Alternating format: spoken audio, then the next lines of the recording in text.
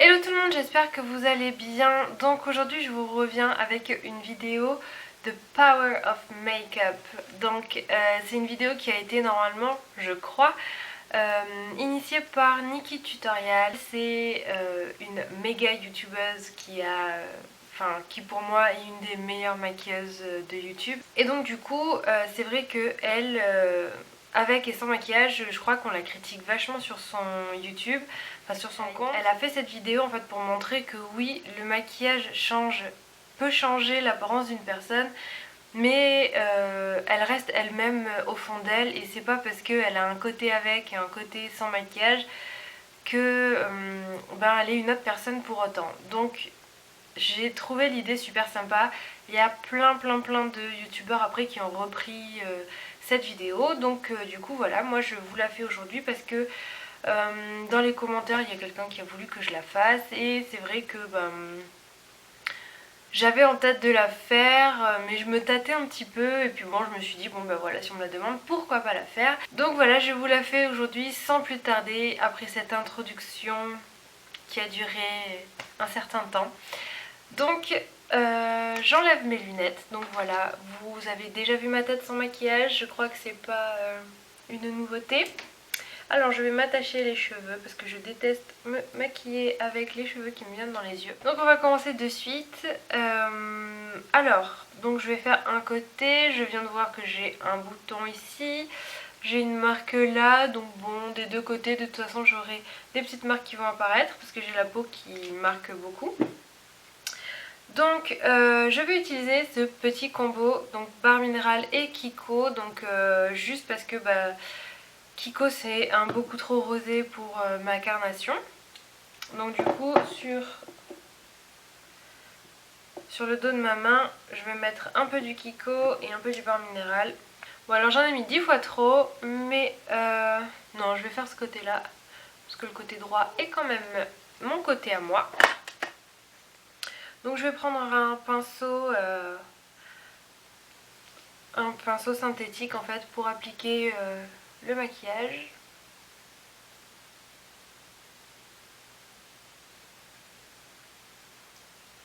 Donc en temps normal, moi d'habitude je mets pas du fond de teint, mais je mets de la CC crème. Je mets la, comment elle s'appelle, la Complexion Rescue. Je vais y arriver, je n'arrive pas à le dire, de chez Barre Minéral, parce que je trouve qu'elle est pas mal. Enfin, elle donne un petit halo à la peau que je trouve vraiment sympa.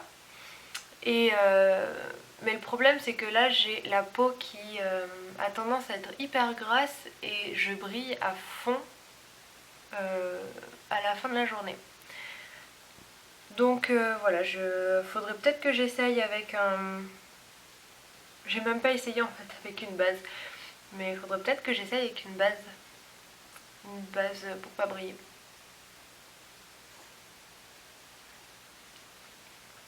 Mais bon, là pour le truc, je fais avec un fond de teint. Au moins on voit mieux la différence. Comme quoi voilà, ça change hein. Donc déjà je trouve que ça change vraiment au niveau du teint. Je trouve que pour moi dans un maquillage, ce qui change vraiment, enfin quand on peut dire oh, ça change une personne le maquillage, oui c'est sûr ça change. Mais je trouve que c'est pas tellement les yeux ou quoi qui font qu'une personne est complètement changée par le make-up, mais je trouve que c'est le teint. C'est parce que en fait je me rends compte que tout le monde a vraiment des imperfections sur le visage, sur le teint. Personne n'a le teint parfait quoi.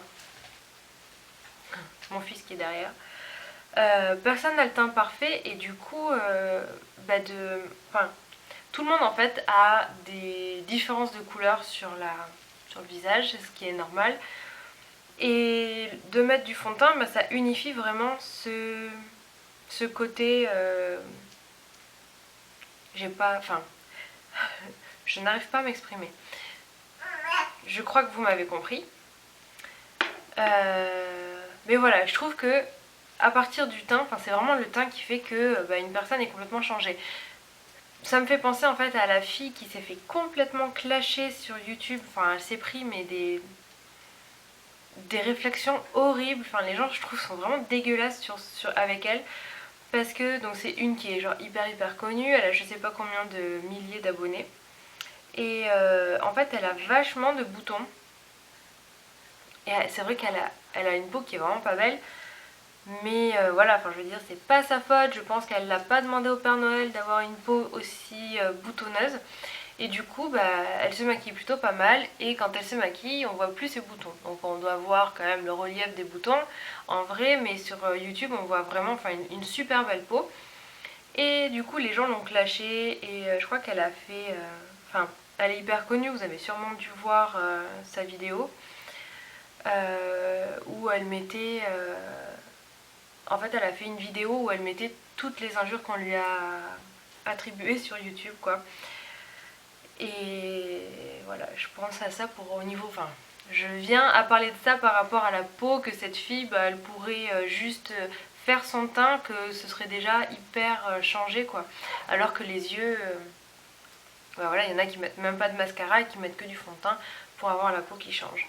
Donc bref voilà, je trouve qu'un maquillage est réussi quand on a un super joli teint. Après on peut juste faire rien d'exceptionnel sur les yeux que bah, ça fait déjà tout un maquillage. Je me rends compte que je vous ai même pas montré mon anti-cerne, mais c'est le Kiko, donc le Natural Concealer, que j'applique au doigt. Parce que ces anti-cernes là, j'ai essayé avec un petit peu tout et n'importe quoi et je trouve que la meilleure façon pour les appliquer c'est le doigt. Ensuite je passe à la poudre barre minérale, donc c'est la... Comment elle s'appelle? Bare Skin Light to Medium Perfecting Base. Donc j'applique cette poudre avec un petit pinceau de chez ELF, le Blush Brush. Donc pour en revenir à cette fille là de YouTube, que j'ai plus du tout son nom même si elle est hyper connue. Voilà.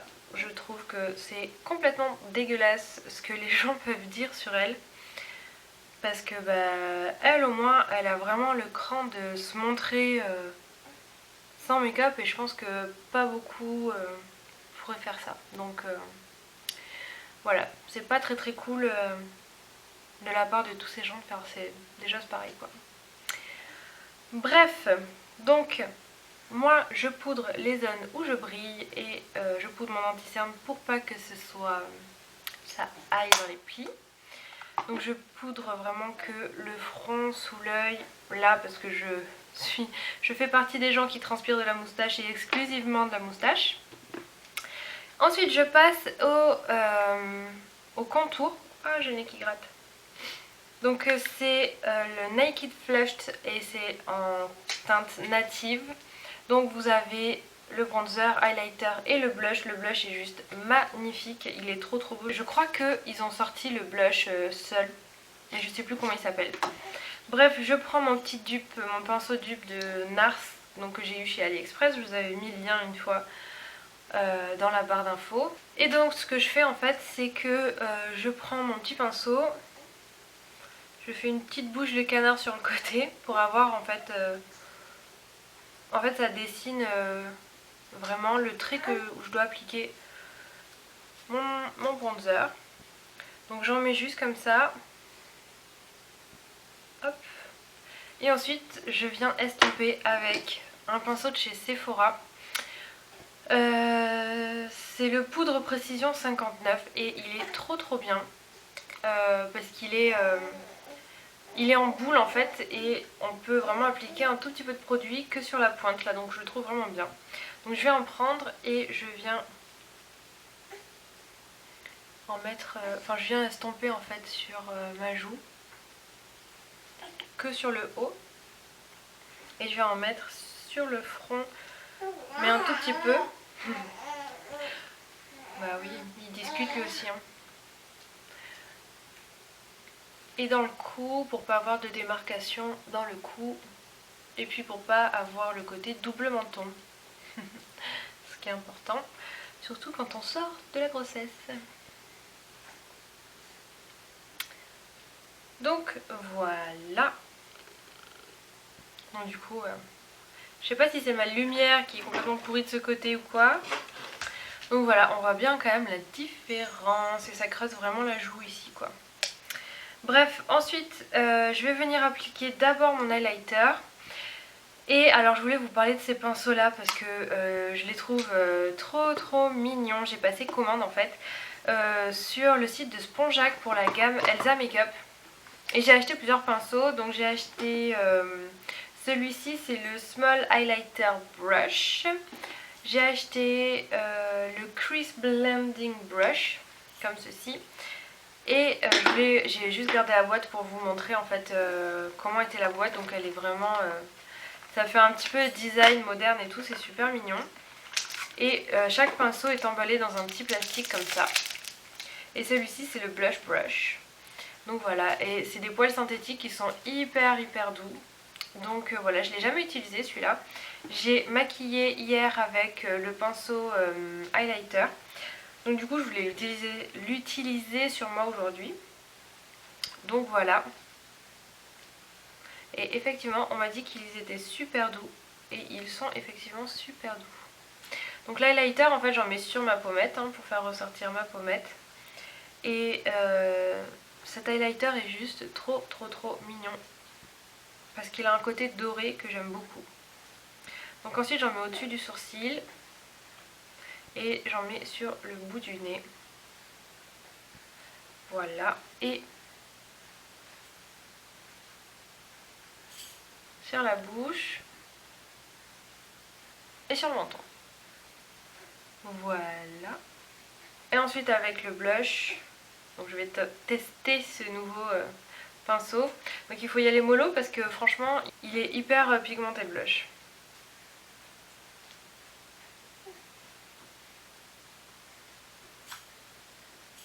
Bon en fait avec ce pinceau là il s'applique assez délicatement.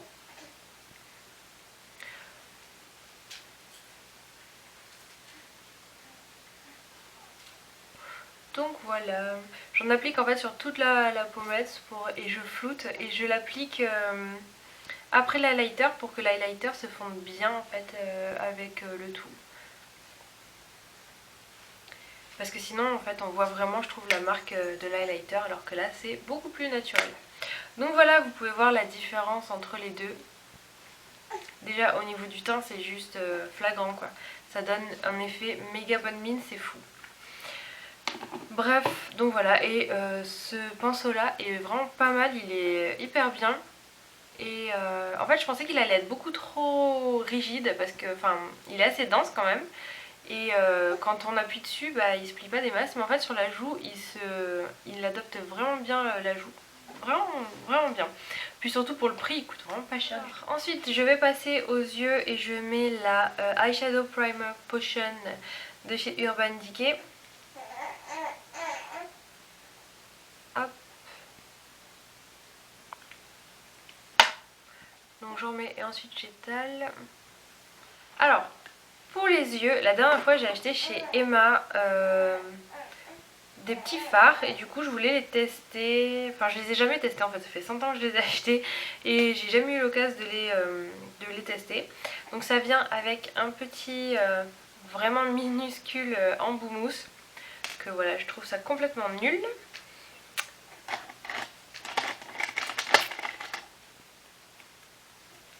Donc je vais prendre un pinceau plat, donc celui-ci c'est un favori à moi, c'est un de chez SLA et c'est le Eyelid Brush 13 qui est juste fantastique, je n'en trouve aucun autre de pareil en fait, il prend tellement bien les fards et il les applique tellement bien sur la paupière, c'est voilà, incomparable. Donc du coup, je vous ai pas précisé, ça c'est le Eyeshadow Mono Fragrance Free, non, et parabène free, bref, sans parfum et sans parabène. C'est la teinte numéro 56. Donc c'est un beige, oulala, irrité pailleté. Irrité, je crois que j'ai dit irrité, non? Irrité, non, c'est un irisé je veux dire, mais je sais plus ce que j'ai dit. Bref, juste je sais pas si vous pouvez voir comment le fard est poudreux. Je m'en mets partout. Et en plus, niveau pigmentation, bof. Je pensais qu'au doigt, je vais tester avec le doigt, Parce qu'au doigt, sur le derrière de ma main, il était juste trop bien. Non mais moi je déteste appliquer les fards avec mon doigt sur mon œil quoi. J'aime pas du tout. Bon bref, il est pas top du tout. En même temps pour le prix on peut pas demander vraiment la lune, hein, n'est-ce pas?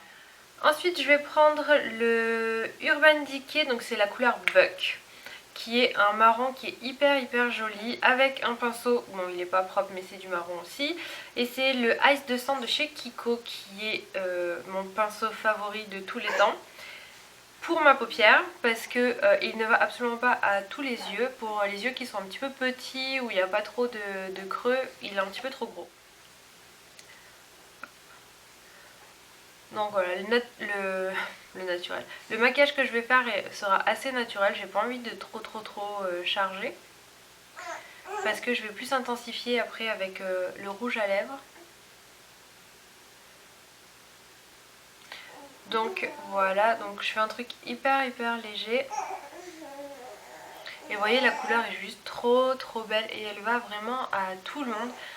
Et pour faire aussi un smoky marron, enfin un truc un peu simple, léger, cette couleur là est trop jolie. Donc je viens de prendre mon pinceau, donc ça c'est un Peggy Sage, le 135 147, et je viens flouter. Donc ce pinceau je le trouve pas assez bien pour faire un pinceau creux de paupière, mais par contre les poils ils sont très souples, donc je trouve que pour estomper en fait il estompe en légèreté, donc je trouve ça pas mal. Alors ensuite je vais prendre un fard de chez Kiko, c'est le 131, voilà, qui est comme ça, c'est un marron foncé avec un pinceau boule qui vient de chez ELF, c'est le Blending Eye Brush. Et il est super bien parce qu'en fait les poils sont courts mais il estompe vachement bien la couleur. Donc je vais juste en mettre sur le creux de paupière. Sur le creux de paupière, n'importe quoi. Sur le coin externe de mon œil. Pour accentuer le coin et étirer un petit peu mon œil. Hop.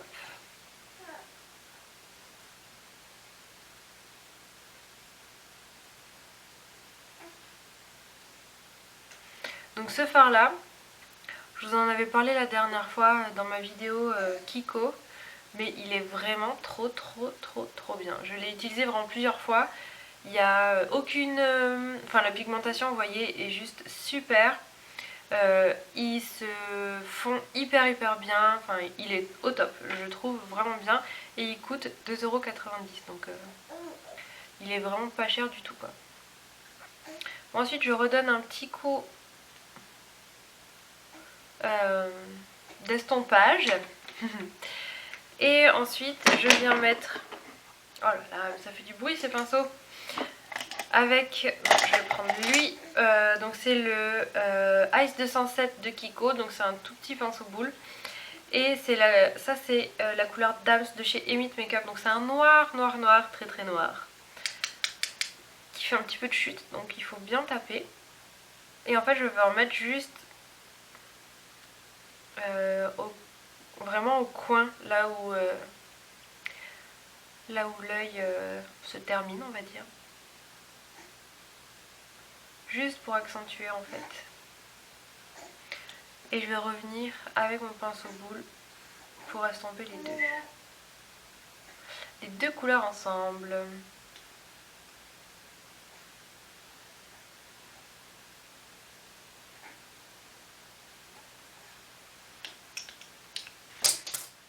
Voilà, j'ai fait tomber mon pinceau.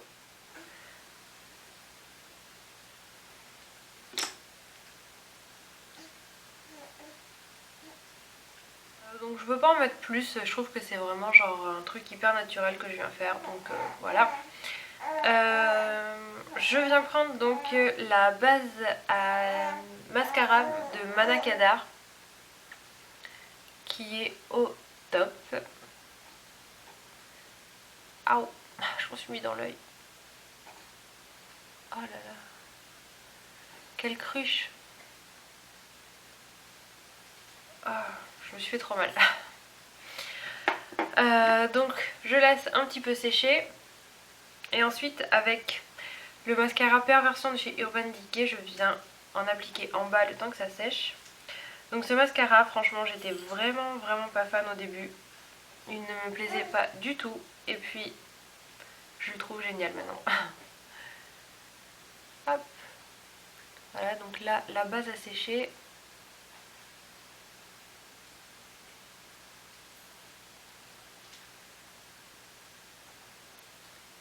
En fait, ce qui est bien avec une base, c'est que vous placez déjà vos cils et vous avez juste... Enfin, ça prend beaucoup plus...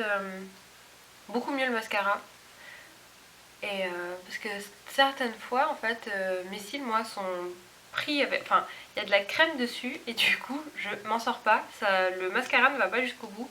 Donc je trouve que c'est vraiment pas mal d'avoir une base.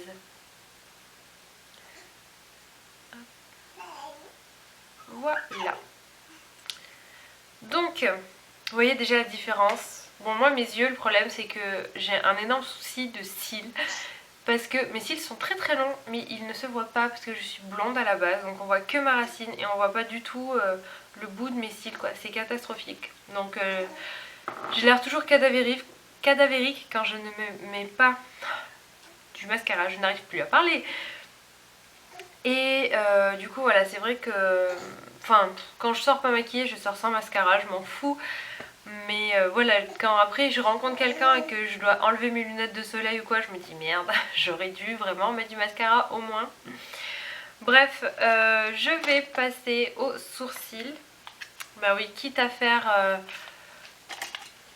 tout le make-up d'un côté, autant y aller jusqu'au bout. Donc ça c'est le make-up Revolution, non, le Revolution Make-up. Et c'est le Focus and Fix Eyebrow Shaping Kit qui est juste trop bien. Donc c'est la Light Medium, donc c'est pour les teintes blondes. Et je viens mettre la base, donc comme d'hab, hein, la base la plus claire, celle-ci. Et ensuite je prends la base, le fard je veux dire foncé, pour accentuer parce que là j'ai un petit problème de sourcils ici.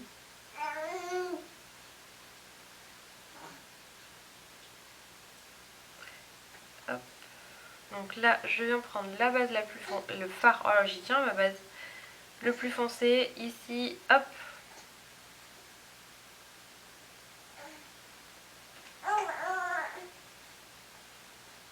Et je trouve quand même que les sourcils c'est vraiment hyper important dans un maquillage parce que ça change mais complètement l'œil.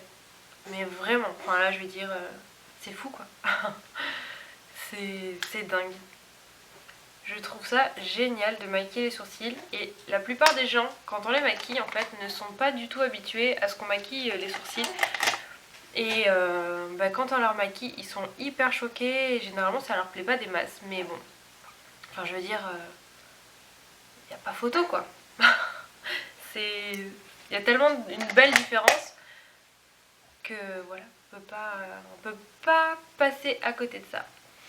Bref, donc ensuite on va passer aux lèvres puisque j'ai tout fait je crois. Donc pour les lèvres je viens prendre le Precision Lip Pencil de chez Kiko numéro 310. Et alors pour les lèvres, je vais pas parler en même temps, mais je trouve qu'un crayon avant le rouge à lèvres c'est méga important. Parce que ça permet de vraiment bien redessiner les lèvres et de faire quelque chose de super beau et que surtout bien mettre son rouge à lèvres quoi, parce que sinon on le met mal et je trouve que c'est trop laid.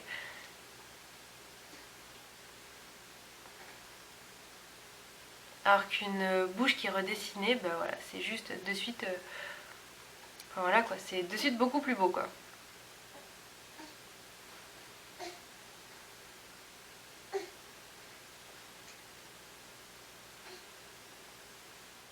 Alors ensuite sur le site Spongeac aussi, j'ai aussi acheté les rouges à lèvres de chez Elsa. Donc voilà, ça c'est sans le packaging, avec le packaging. Donc le packaging est juste trop mignon. Je trouve beaucoup plus joli les packaging rouges à lèvres que les packaging des pinceaux visage, voilà je vais y arriver, enfin des pinceaux tout court. Donc par contre juste c'est trop la galère à ouvrir le petit papier là, genre à chaque fois j'ai dû tout déchirer à moitié. Et puis là en fait vous avez des petits cœurs, enfin c'est juste trop mignon parce qu'elle a vraiment pensé à tous les détails. Et voilà, donc vous avez le rouge à lèvres. Et évidemment c'est les rouges à lèvres qui sont aimantés. Et voilà, ils sont trop mignons. Je pensais qu'ils faisaient gros en fait quand je les voyais sur ces vidéos. Je les trouvais vraiment énormes et en fait pas du tout. Ils sont de taille tout à fait normale, je sais pas pourquoi je les voyais énormes. Enfin si on compare à un autre rouge à lèvres c'est sûr qu'ils sont un petit peu plus larges mais bon c'est pas non plus énorme comme je l'ai pensé. Donc j'en ai pris 3. J'ai pris hop c'est Stiletto Red, Bordeaux et Fuchsia Fever. J'ai maquillé déjà, je me suis déjà servi de celui-ci, du Bordeaux. Il est juste mais trop beau. Et en fait je l'ai mis sur... j'ai maquillé ma remplaçante qui est black. Et ce rouge à lèvres c'est juste mais trop beau sur elle. Voilà, il y a trop de chance d'être black. Moi je kifferais trop être métisse et tout, avoir la peau foncée. Parce que je trouve que il y a tellement de trucs qui leur vont beaucoup mieux que... Oh là là, le zoom. Il y a tellement de trucs qui leur vont beaucoup mieux qu'à ceux qui sont blancs comme moi, que voilà, je suis dégoûtée, ça lui allait trop bien. Donc voilà, franchement, si vous êtes black et que vous regardez cette vidéo, n'hésitez pas à prendre le Bordeaux de chez Elsa Makeup parce qu'il vous ira trop bien. La bouche, c'était parfait. Ensuite, Stiletto Red, c'est un rouge avec des notes un petit peu orangées. Je vais vous faire un petit peu les swaps, même si vous avez dû les voir à mon avis. Déjà sur la chaîne d'Elsa, elle les a tous présentés. Donc le stiletto, voilà, est juste magnifique. Et le Bordeaux, et c'est un vrai Bordeaux quoi, mais il est juste super beau. Les rouges à lèvres sont hyper crémeux, donc trop canon. Et moi j'ai pris lui. Et il est trop beau quoi. Et je vais le mettre d'ailleurs de suite sur mes lèvres. Ah non mais il est trop beau quoi. Mon fils qui est en train de s'énerver dans son lit là.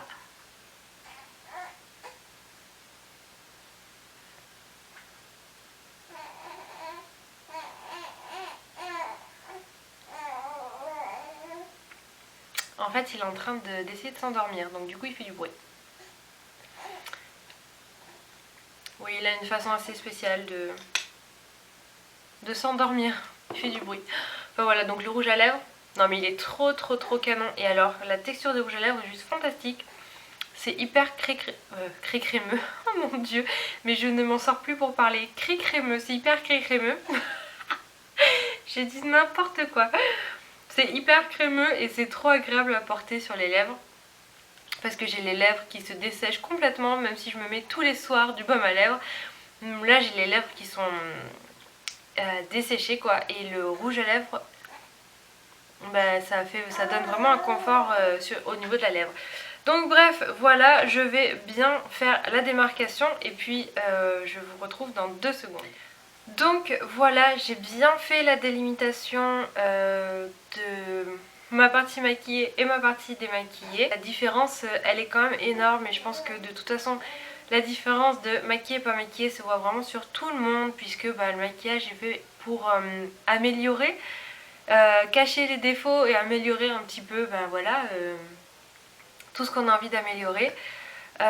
Donc, vous pouvez voir la partie maquillée et la partie démaquillée. J'espère que cette vidéo vous aura plu parce que voilà, c'était une vidéo un petit peu blabla, découverte de la marque Elsa, etc. Moi en tout cas ça m'a plu de la faire et je trouve que le message The Power of Makeup c'est vraiment important. Je trouve ça bien en fait de faire ce genre de vidéo puisque il faut vraiment pas se cacher derrière le maquillage ou avoir honte de soi. Même si voilà, je sais que moi aussi quand je sors sans maquillage et que je rencontre quelqu'un, je me dis oh là là, il va voir tous mes défauts, que je suis cernée, qu'on voit pas mes yeux, on voit pas mes cils si j'ai pas de mascara, etc. Mais au fond, voilà, je m'en fous quelque part. Moi je trouve qu'il faut vraiment pas porter attention à toutes les critiques des gens qui peuvent nous faire, parce que ces gens-là sont simplement soit haineux, soit jaloux, soit qui sont vraiment mal dans leur peau, et c'est vraiment dommage pour eux.